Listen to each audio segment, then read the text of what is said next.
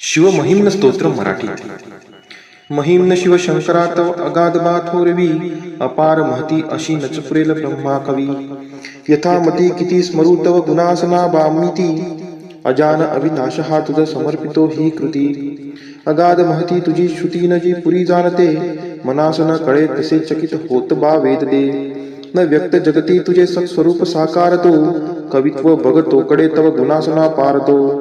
महिम्न नचही सुधा मधुरती शिवा आवडे, जरी पुढती ब्रह्मतो नवल नया तया भासते.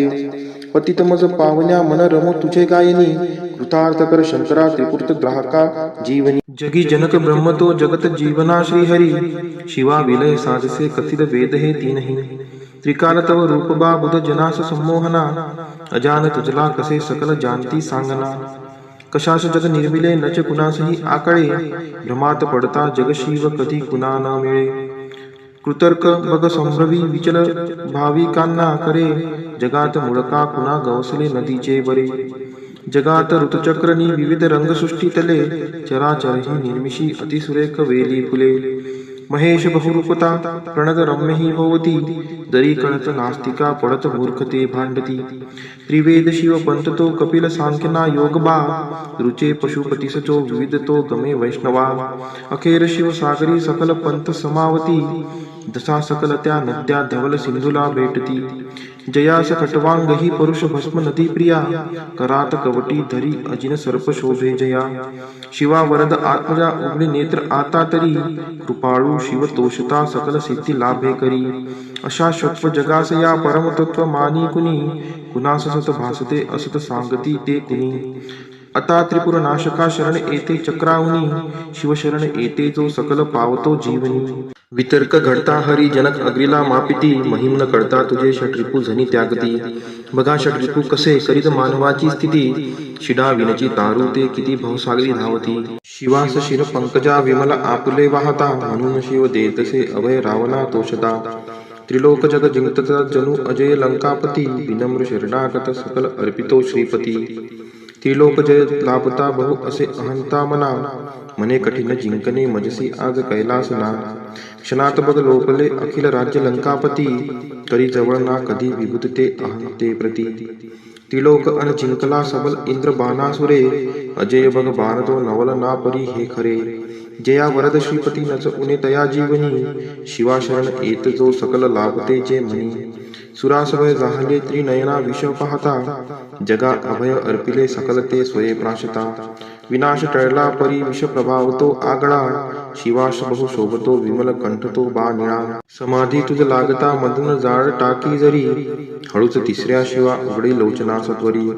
क्षणी मदन भस्मतो तुझशी स्वस्थता लाभते, जगी विचल राहती मदन बाण ज्यालारुते. करी शिव तांडव प्रलय नर्तनी भासका फिरे, भुज तुझे असे विकरती नभी तारका.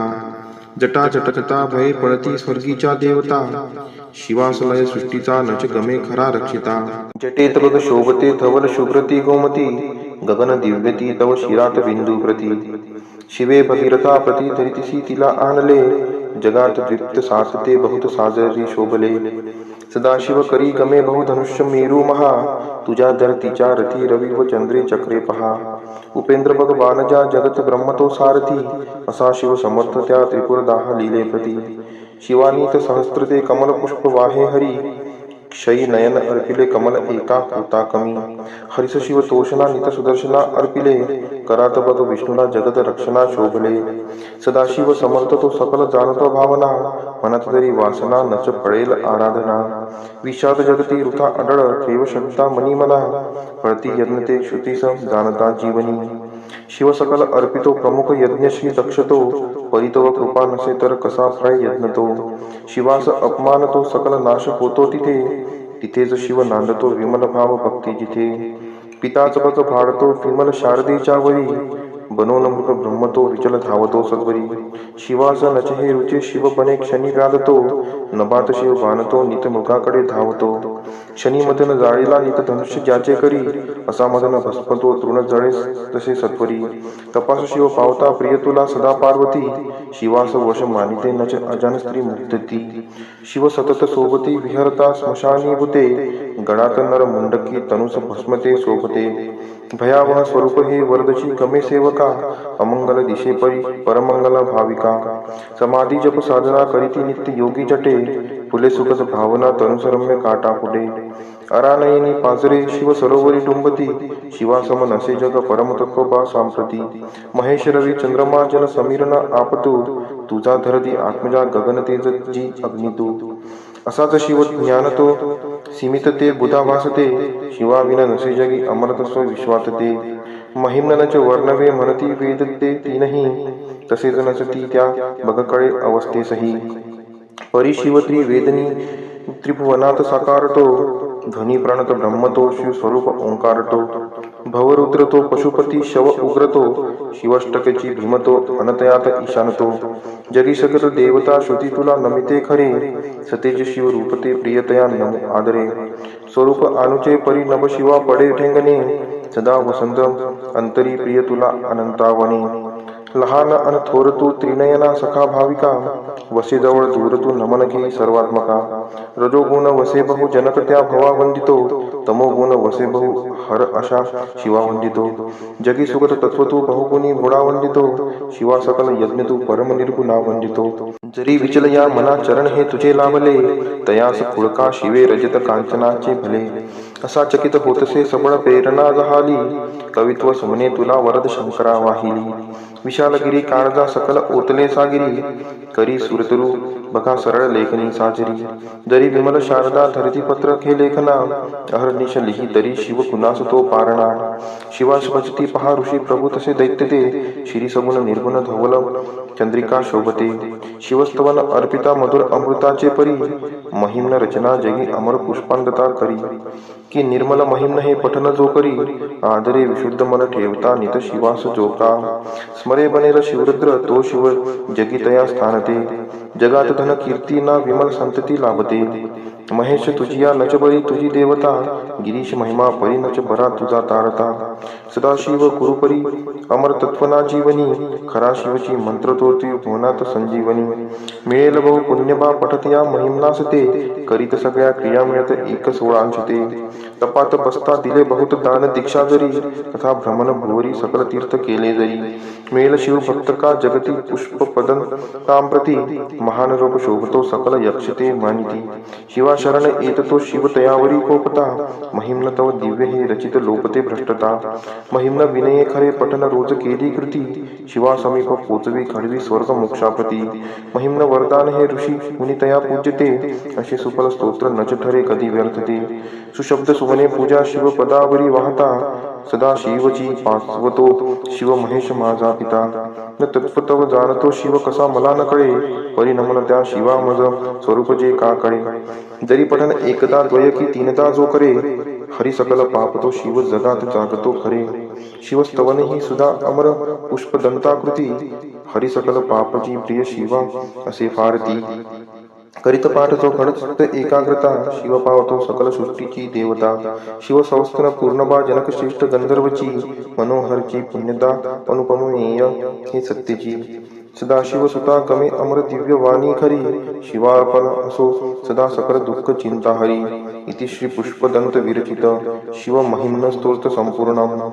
ओम त्र्यंबकं यजामहे सुगंधिं पुष्टिवर्धनम्, उर्वारुकमिव बन्धनान् मृत्युर्मोक्षीयमामृतात्. ओम त्र्यंबकं यजामहे सुगंधिं पुष्टिवर्धनम्, उर्वारुकमिव बन्धनान् मृत्युर्मोक्षीयमामृतात्. ओम त्र्यंबकं यजामहे सुगंधिं पुष्टिवर्धनम्, उर्वारुकमिव बन्धनान् मृत्युर्मोक्षीयमामृतात्. ओम त्र्यंबकं यजामहे सुगंधिं पुष्टिवर्धनम्, उर्वारुकमिव बन्धनान् मृत्युर्मोक्षीयमामृतात्. ओम त्र्यंबकं यजामहे सुगंधिं पुष्टिवर्धनम्, उर्वारुकमिव बन्धनान् मृत्युर्मोक्षीयमावृता ॐ त्र्यम्बकं यजामहे सुगन्धिं पुष्टिवर्धनम् उर्वारुकमिव बन्धनान्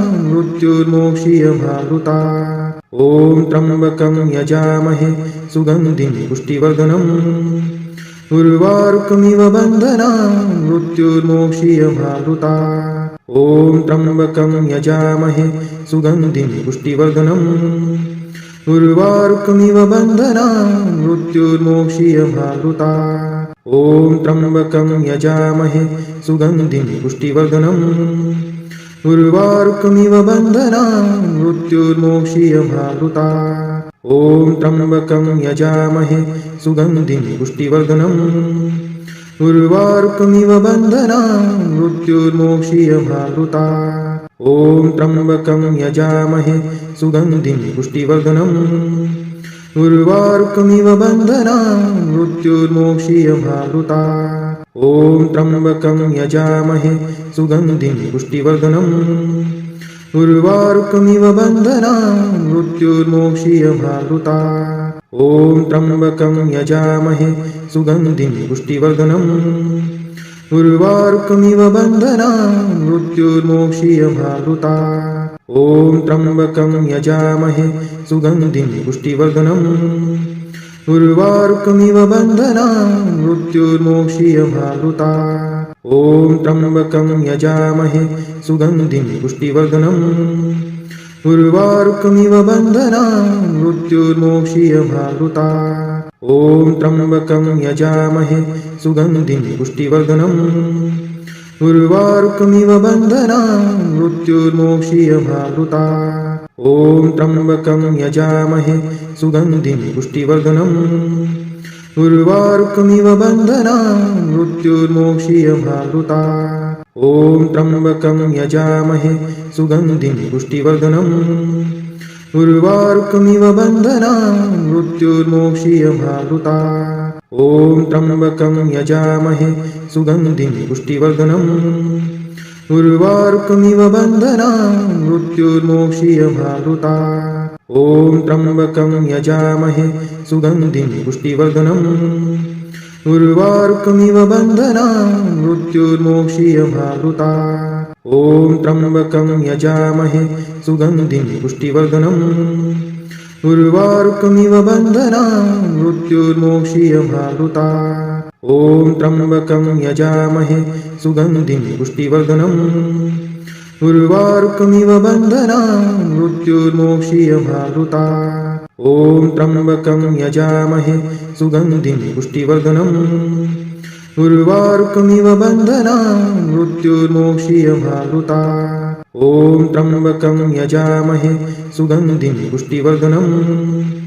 उर्वारुकमिव बन्धनान् मृत्युर्मोक्षीयमावृता ॐ त्र्यम्बकं यजामहे सुगन्धिं पुष्टिवर्धनम् उर्वारुकमिव बन्धनान् मृत्युर्मोक्षीयमावृता ॐ त्र्यम्बकं यजामहे सुगन्धिं पुष्टिवर्धनम् उर्वारुकमिव बन्धनान् मृत्युर्मोक्षीयमावृता ॐ त्र्यम्बकं यजामहे सुगन्धिं पुष्टिवर्धनम् उर्वारुकमिव बन्धनान् मृत्युर्मोक्षीयमावृता ॐ त्र्यम्बकं यजामहे सुगन्धिं पुष्टिवर्धनम् उर्वारुकमिव बन्धनान् मृत्युर्मोक्षीयमावृता ॐ त्र्यम्बकं यजामहे सुगन्धिं पुष्टिवर्धनम् उर्वारुकमिव बन्धनान् मृत्युर्मोक्षीयमावृता ॐ त्र्यम्बकं यजामहे सुगन्धिं पुष्टिवर्धनम् उर्वारुकमिव बन्धनान् मृत्युर्मोक्षीयमावृता ॐ त्र्यम्बकं यजामहे सुगन्धिं पुष्टिवर्धनम् उर्वारुकमिव बन्धनान् मृत्युर्मोक्षीयमावृता ॐ त्र्यम्बकं यजामहे सुगन्धिं पुष्टिवर्धनम् उर्वारुकमिव बन्धनान् मृत्युर्मोक्षीयमावृता ॐ त्र्यम्बकं यजामहे सुगन्धिं पुष्टिवर्धनम् उर्वारुकमिव बन्धनान् मृत्युर्मोक्षीयमावृता ॐ त्र्यम्बकं यजामहे सुगन्धिं पुष्टिवर्धनम् उर्वारुकमिव बन्धनान् मृत्युर्मोक्षीयमामृतात् ॐ त्र्यम्बकं यजामहे सुगन्धिं पुष्टिवर्धनम् उर्वारुकमिव बन्धनान् मृत्युर्मोक्षीयमामृतात् ॐ त्र्यम्बकं यजामहे सुगन्धिं पुष्टिवर्धनम् उर्वारुकमिव बन्धनान् मृत्युर्मोक्षीयमामृतात् ॐ त्र्यम्बकं यजामहे सुगन्धिं पुष्टिवर्धनम् उर्वारुकमिव बन्धनान् मृत्युर्मोक्षीयमामृतात् ॐ त्र्यम्बकं यजामहे सुगन्धिं पुष्टिवर्धनम् उर्वारुकमिव बन्धनान् मृत्युर्मोक्षीयमामृतात् ॐ त्र्यम्बकं यजामहे सुगन्धिं पुष्टिवर्धनम् उर्वारुकमिव बन्धनान् मृत्युर्मोक्षीयमामृतात् ॐ त्र्यम्बकं यजामहे सुगन्धिं पुष्टिवर्धनम् उर्वारुकमिव बन्धनान् मृत्युर्मोक्षीयमामृतात् ॐ त्र्यम्बकं यजामहे सुगन्धिं पुष्टिवर्धनम् उर्वारुकमिव बन्धनान् मृत्युर्मोक्षीयमामृतात् ॐ त्र्यम्बकं यजामहे सुगन्धिं पुष्टिवर्धनम् उर्वारुकमिव बन्धनान् मृत्युर्मोक्षीयमामृतात् ॐ त्र्यम्बकं यजामहे सुगन्धिं पुष्टिवर्धनम् उर्वारुकमिव बन्धनान् मृत्युर्मोक्षीयमामृतात् ॐ त्र्यम्बकं यजामहे सुगन्धिं पुष्टिवर्धनम् उर्वारुकमिव बन्धनान् मृत्युर्मोक्षीयमामृतात् ॐ त्र्यम्बकं यजामहे सुगन्धिं पुष्टिवर्धनम् उर्वारुकमिव बन्धनान् मृत्युर्मोक्षीयमामृतात् ॐ त्र्यम्बकं यजामहे सुगन्धिं पुष्टिवर्धनम् उर्वारुकमिव बन्धनान् मृत्युर्मोक्षीयमामृतात् ॐ त्र्यम्बकं यजामहे सुगन्धिं पुष्टिवर्धनम् उर्वारुकमिव बन्धनान् मृत्युर्मोक्षीयमामृतात् ॐ त्र्यम्बकं यजामहे सुगन्धिं पुष्टिवर्धनम् उर्वारुकमिव बन्धनान् मृत्युर्मोक्षीयमामृतात् ॐ त्र्यम्बकं यजामहे सुगन्धिं पुष्टिवर्धनम् उर्वारुकमिव बन्धनान् मृत्युर्मोक्षीयमामृतात् ॐ त्र्यम्बकं यजामहे सुगन्धिं पुष्टिवर्धनम् उर्वारुकमिव बन्धनान् मृत्युर्मोक्षीयमामृतात् ॐ त्र्यम्बकं यजामहे सुगन्धिं पुष्टिवर्धनम् उर्वारुकमिव बन्धनान् मृत्युर्मोक्षीयमामृतात् ॐ त्र्यम्बकं यजामहे सुगन्धिं पुष्टिवर्धनम् उर्वारुकमिव बन्धनान् मृत्युर्मोक्षीयमामृतात् ॐ त्र्यम्बकं यजामहे सुगन्धिं पुष्टिवर्धनम् उर्वारुकमिव बन्धनान् मृत्युर्मोक्षीयमामृतात् ॐ त्र्यम्बकं यजामहे सुगन्धिं पुष्टिवर्धनम् उर्वारुकमिव बन्धनान् मृत्युर्मोक्षीयमामृतात् ॐ त्र्यम्बकं यजामहे सुगन्धिं पुष्टिवर्धनम् उर्वारुकमिव बन्धनान् मृत्युर्मोक्षीयमामृतात् ॐ त्र्यम्बकं यजामहे सुगन्धिं पुष्टिवर्धनम् उर्वारुकमिव बन्धनान् मृत्युर्मोक्षीयमामृतात् ॐ त्र्यम्बकं यजामहे सुगन्धिं पुष्टिवर्धनम् उर्वारुकमिव बन्धनान् मृत्युर्मोक्षीयमामृतात् ॐ त्र्यम्बकं यजामहे सुगन्धिं पुष्टिवर्धनम् उर्वारुकमिव बन्धनान् मृत्युर्मोक्षीयमामृतात् ॐ त्र्यम्बकं यजामहे सुगन्धिं पुष्टिवर्धनम् उर्वारुकमिव बन्धनान् मृत्युर्मोक्षीयमामृतात् ॐ त्र्यम्बकं यजामहे सुगन्धिं पुष्टिवर्धनम् उर्वारुकमिव बन्धनान् मृत्युर्मोक्षीयमामृतात् ॐ त्र्यम्बकं यजामहे सुगन्धिं पुष्टिवर्धनम् उर्वारुकमिव बन्धनान् मृत्युर्मोक्षीयमामृतात् ॐ त्र्यम्बकं यजामहे सुगन्धिं पुष्टिवर्धनम् उर्वारुकमिव बन्धनान् मृत्युर्मोक्षीयमावृता ॐ त्र्यम्बकं यजामहे सुगन्धिं पुष्टिवर्धनम् उर्वारुकमिव बन्धनान् मृत्युर्मोक्षीयमावृता ॐ त्र्यम्बकं यजामहे सुगन्धिं पुष्टिवर्धनम् उर्वारुकमिव बन्धनान् मृत्युर्मोक्षीयमावृता ॐ त्र्यम्बकं यजामहे सुगन्धिं पुष्टिवर्धनम् उर्वारुकमिव बन्धनान् मृत्युर्मोक्षीयमावृता ॐ त्र्यम्बकं यजामहे सुगन्धिं पुष्टिवर्धनम्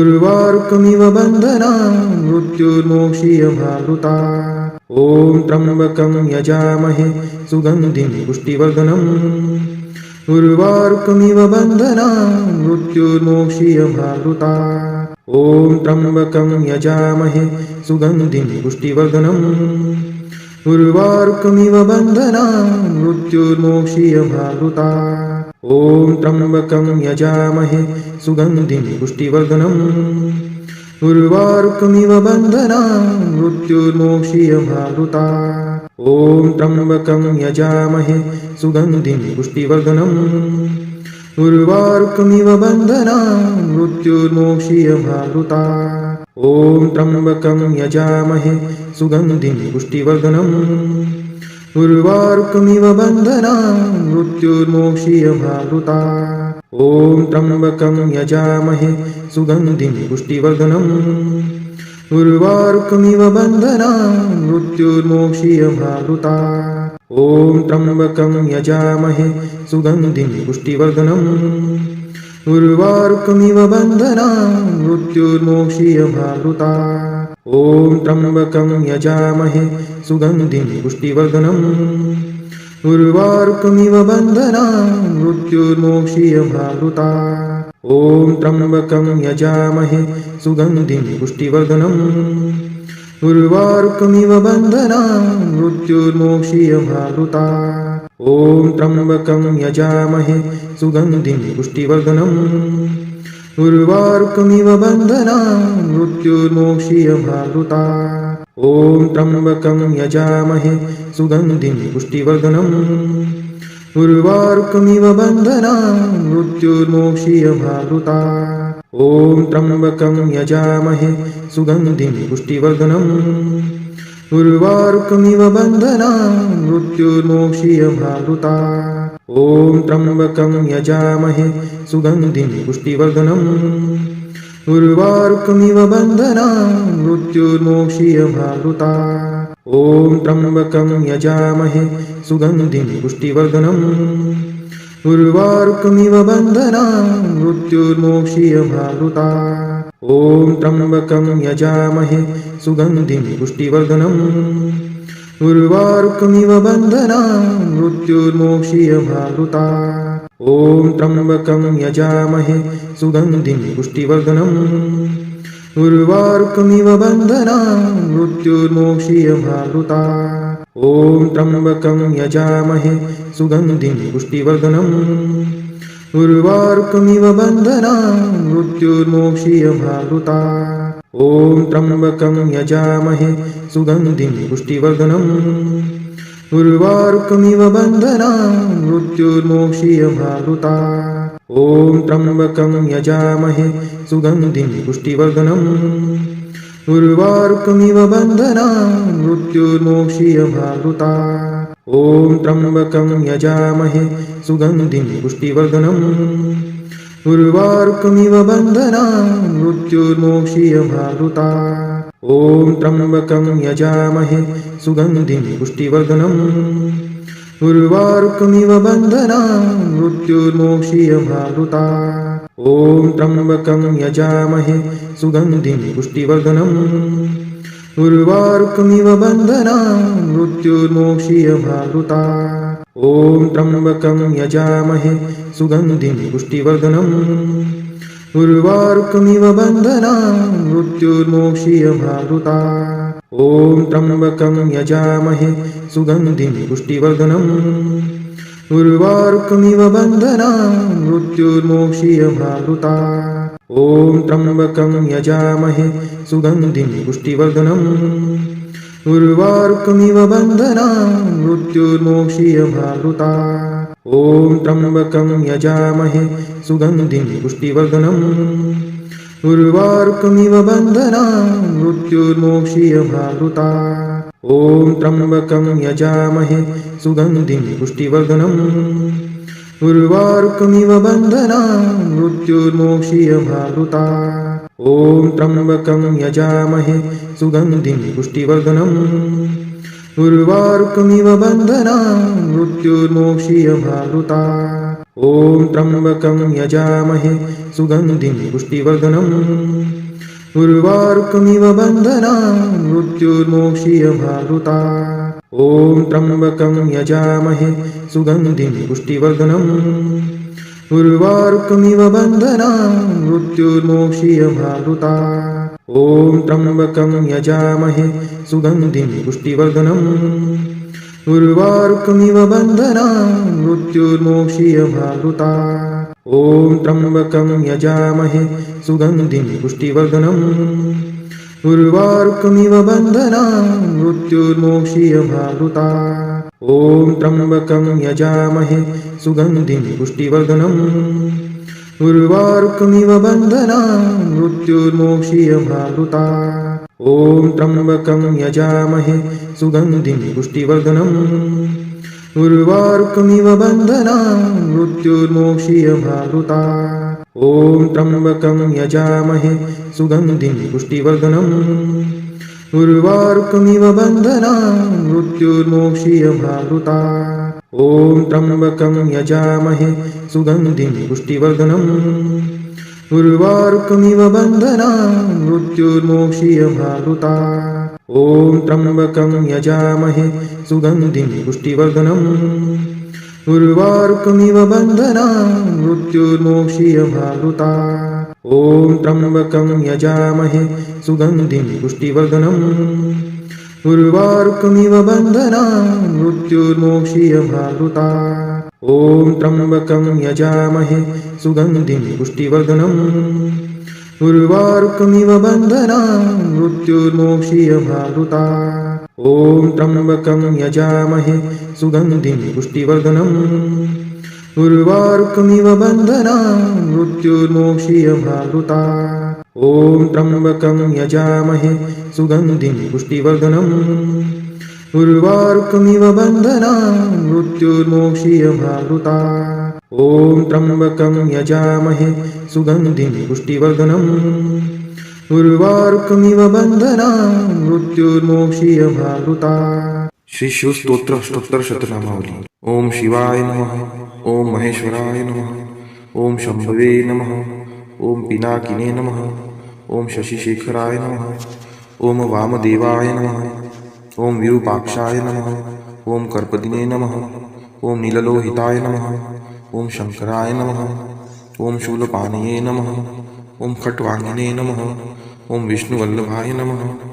ओम क्षितिविष्टाय नमः। ओम अंबिकानाथाय नमः। ओम श्रीकंठाय नमः। ओम भक्तवत्सलाय नमः। ओम भवाय नमः। ओम शर्वाय नमः। ओम त्रिलोकेशाय नमः। ओम शीतिकंठाय नमः। ओम शिवप्रियाय नमः। ओम उग्राय नमः। ओम कपालिने नमः। ओम कौमारये नमः। ओम अंधकासुरसुदनाय नमः। ओम गंगाधराय नमः। ओम ललाटाक्षाय नमः। ओम कालकालाय नमः। ओम कृपानिधये नमः। ओम भीमाय नमः। ओम परशुहस्ताय नमः। ओम मृगपाणये नमः। ओम जटाधराय नमः। ओम कैलासवासिने नमः। ओम कवचिने नमः। ओम कठोराय नमः। ओम त्रिपुरांतकाय नमः। ओम वृक्षांकाय नमः। ओम वृषभरूढाय नमः। ओम भस्मोद्दोलित विग्रहाय नमः। ओम सांप्रियाय नमः। ओम स्वरमयाय नमः। ओम त्रयीमूर्तये नमः। ओम अन्नीश्वराय नमः। ओम सर्वज्ञाय नमः। ओम परमात्मने नमः। ओम सोम सूर्याग्निलोचनाय नमः। ओम हविषे नमः। ओम यज्ञमयाय नमः। ओम सोमाय नमः। ओम पंचवक्ताय नमः। ओम सदाशिवाय नमः। ओम विश्वेश्वराय नमः। ओम वीरभद्राय नमः। ओम गणनाथाय नमः। ओम प्रजापतये नमः। ओम हिरण्यरेतसे नमः। ओम दुर्दशाय नमः ओम गिरीशाय नमः ओम गिरीशाय नमः ओम अनघाय नमः ओम भुजंगभूषणाय नमः ओम भर्गाय नमः ओम गिरिधन्वे नमः ओम गिरिप्रियाय नमः ओम कृतिवाससे नमः ओम पुरारातये नमः ओम भगवते नमः ओम प्रमाथिदीपाय नमः ओम मृत्युंजयाय नमः ओम सूक्ष्मतन्वे नमः ओम जगद्व्यापिने नमः ओम जगद्गुरुवे नमः ओम व्योमकेशाय नमः ओम महासेनजनकाय नमः ओम चारुविक्रमाय नमः ओम रुद्राय नमः ओम भूतपये नमः ओम स्थानवे नमः ओम अहिर्बुद्ध्याय नमः ओम दिगंबराय नमः ओम अष्टमूर्तये नमः ओम अनिकात्मते नमः ओम सात्विकाय नमः ओम शुद्धविग्रहाय नमः ओम शाश्वताय नमः ओम खंडपर्शवे नमः ओम अजाय नमः ओम पाशविमोचकाय नमः ओम मुंडाय नमः ओम पशुपतये नमः ओम देवाय नमः ओम महादेवाय नमः ओम अव्ययाय नमः